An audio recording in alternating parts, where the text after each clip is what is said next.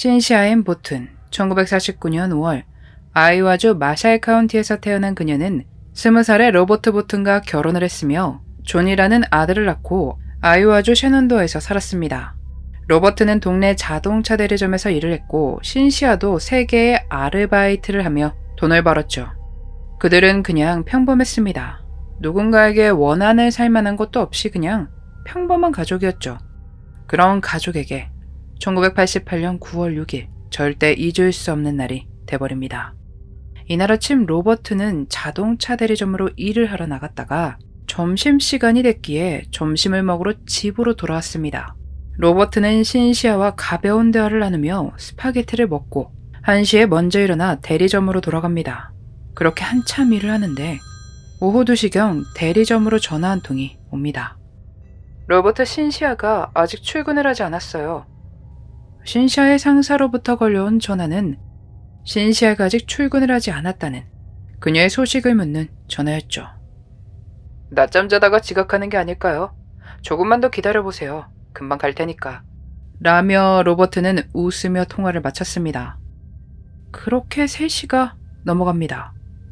신시아는 여전히 출근하지 않았고 그랬기에 그녀의 상사는 다시 로버트에게 전화를 걸죠. 로버트도 아내가 여전히 출근하지 않았다는 말에 이상함을 느끼고 집으로 출발합니다. 3시 30분. 로버트가 집에 도착해 문을 열고 들어갔고 곧 아내가 혈흔 웅덩이에 숨을 거둔 채 누워있는 것을 발견했습니다. 신시아에게선 여러 개의 자상이 발견됐고 그녀의 주변엔 칼 2자루, 로스트 리프팅 포크, 벽에서 뜯겨져 나온 집 전화기가 놓여져 있었습니다. 경찰은 조사에서 집에 강제로 침입하는 적이 없었기에 신시아가 알고 있는 사람이 가해자일 것이라고 판단했고 가족을 의심합니다.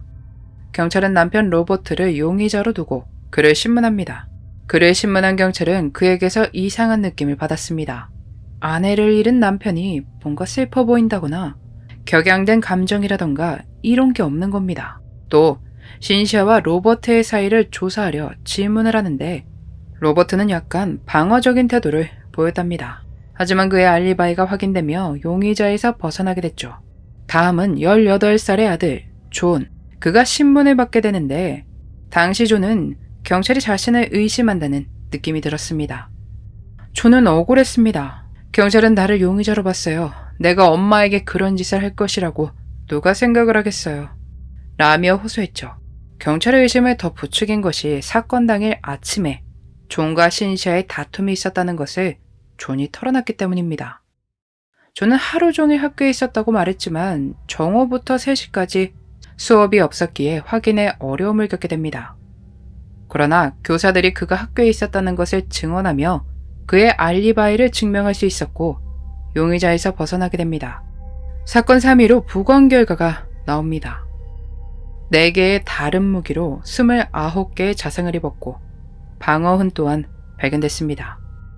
경찰은 로버트를 다시 불러 3시간의 신문을 진행했습니다. 형사는 로버트에게 로버트 씨, 이제 게임 그만합시다. 당신이나 나나 당신이 일하러 갔을 때 신시아가 사망했다는 것을 알고 있잖아요. 로버트는 나는 모른다. 내가 하지 않았다. 며 화를 내며 대답했습니다. 그러자 형사는 우리는 거짓말 탐지기 테스트를 진행해 당신이 진실을 말하는지 볼 거라며 소리쳤죠. 그렇게 로버트에게 거짓말 탐지기 테스트를 진행했는데 로버트는 통과하지 못합니다. 형사는 결과를 들이밀며 로버트를 추궁했지만 로버트는 형사에게 어떠한 반응도 보이지 않았습니다. 이후로도 굉장히 공격적인 신문이 이어졌지만 로버트는 자신의 의견을 지켰습니다. 사실 그 시절 거짓말 탐지기 테스트가 얼마나 정확했겠습니까? 경찰의 심증만 있을 뿐 그를 가리킬 만한 증거는 전혀 없었기에 그는 풀려납니다. 로버트와 존에게 악몽은 끝나지 않았는데 마을 사람들이 어서 이 사건을 끝내고 싶어 했습니다. 너무나 소란스럽고 계속해서 이야기가 나오다 보니 힘들었던가 봅니다. 로버트는 동네에서 사는 것에 지쳐갔습니다. 용의자에서 벗어났지만 동네 사람들이 그를 피하기 시작한 것입니다.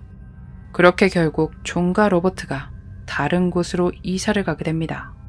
사건이 지나고 2개월이 넘은 시간, 지문 분석 결과가 나오는데 형사들이 기대했던 것과는 달리 로버트의 지문은 발견되지 않았습니다. 1988년 11월 30일 방화 시도가 일어납니다. 경찰 조사에 따르면 사건이 일어나기 전과 후 몇 주간 동네에 방화 사건이 일어났었던 것이 확인됩니다. 11월 30일은 방화 시도가 있었는데 이 방화범이 다른 때와는 달리 쪽지를 남깁니다. 나이트 스토커의 찬사, 그리고 방화가 일어났던 지역의 이름들, 또 신시아의 이름이 적혀 있었고 이름 아래에 밑줄이 그어져 있었습니다. 메모에 적힌 나이트 스토커, 실제 이 별명이 붙은 범죄자는 이미 감옥에 있던 상태라 용의자는 아니었고 메모에 남겨진 지문을 조사하지만 일체는 누구도 찾지 못합니다. 그렇게 방화 사건 수사는 중단이 됩니다. 신시아의 사건 조사는 계속 이어졌지만 추가적인 단서가 나오지 않아 난항을 겪고 있었습니다. 그러다 사건의 풀 제보를 받게 됩니다. 경찰서로 한 남성이 들어왔습니다. 그의 이름은 잭슨으로 고등학생이었는데 그는 자신이 들은 충격적인 이야기를 경찰에게 들려줍니다. 전날 밤 자신의 친구가 자기를 찾아왔는데 그 친구가 들려준 이야기가 너무 충격적이었으며 본인이 신시아를 해한 장본인이라고 털어놨다는 것입니다. 그 당사자는 제임스 베티스라는 사람이었고 신시아의 아들 존과 절친한 사이였다고 합니다.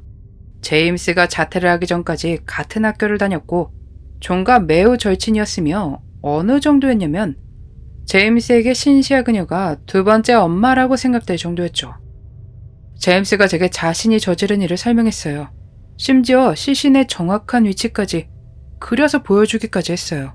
이것은 경찰에게 전달됐고 그림을 대조한 결과 실제로 신시아가 있던 위치와 같다는 것을 확인합니다. 처음엔 잭슨도 제임스에게 이야기를 들으며 믿지 않았지만 그가 무기를 보여주자 믿게 됩니다.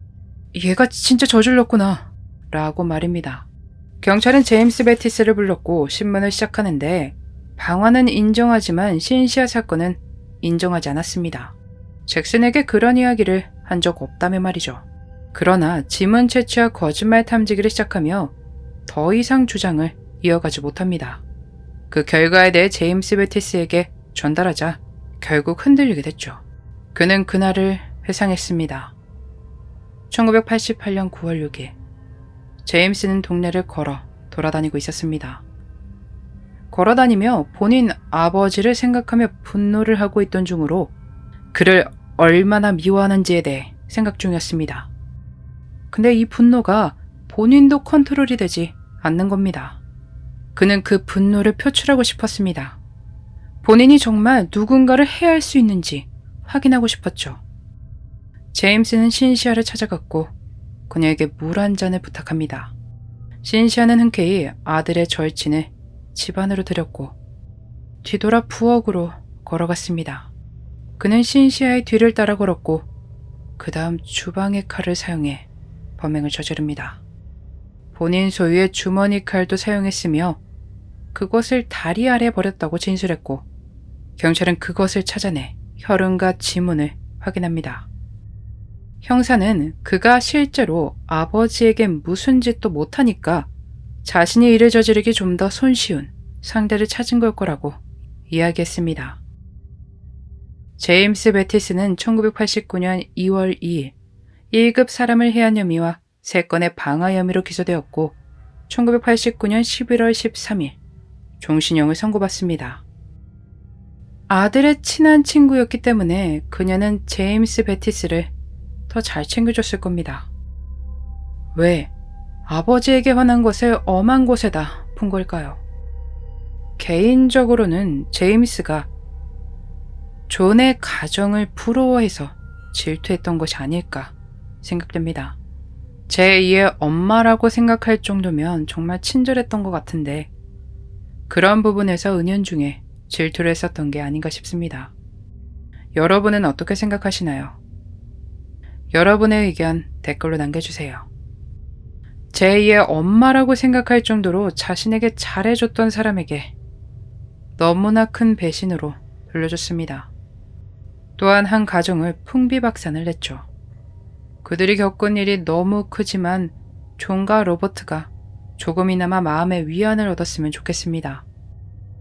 아들의 친구에게 그저 친절했을 뿐인데 너무나 큰 고통을 겪어야만 했던 신시아 그녀가 모든 것을 다 잊고 지금은 편히 쉬기를 바라며 오늘 영상 마치겠습니다. 그날의 미스터리 오키노TV였습니다.